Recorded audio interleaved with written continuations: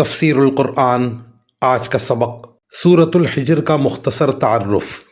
سورۃ الحجر مکی صورت ہے اور اس میں 99 آیتیں اور 6 رکوع ہیں۔ سورت کی آیت نمبر 94 سے معلوم ہوتا ہے کہ یہ مکہ مکرمہ میں حضرت صلی اللہ علیہ وسلم کی بعثت کے ابتدائی زمانے میں نازل ہوئی تھی، کیونکہ اس آیت میں پہلی بار آپ صلی اللہ علیہ وسلم کو کھل کر اسلام کی عام تبلیغ کا حکم دیا گیا ہے۔ سورت کے شروع میں یہ حقیقت بیان فرمائی گئی ہے کہ قرآن کریم اللہ تعالیٰ کی طرف سے نازل کی ہوئی کتاب ہے، اور جو لوگ اس کی مخالفت کر رہے ہیں ایک وقت آئے گا جب وہ تمنا کریں گے کہ کاش وہ اسلام لے آتے۔ یہ لوگ حضرت صلی اللہ علیہ وسلم کو کبھی معاذ اللہ مجنون کہتے اور کبھی کاہن قرار دیتے تھے۔ ان باتوں کی تردید کرتے ہوئے کہانت کی حقیقت آیت نمبر 17 اور 18 میں بیان فرمائی گئی ہے۔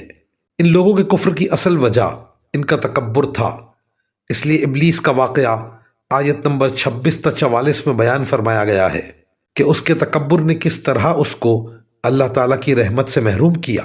کفار کی عبرت کے لیے حضرت ابراہیم علیہ السلام، حضرت لوط علیہ السلام، حضرت شعیب اور حضرت صالح علیہ السلام کے واقعات اختصار کے ساتھ بیان فرمائے گئے ہیں۔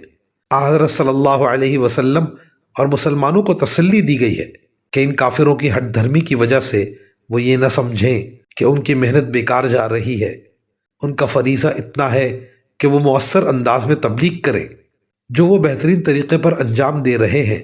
نتائج کی ذمہ داری ان پر نہیں ہے۔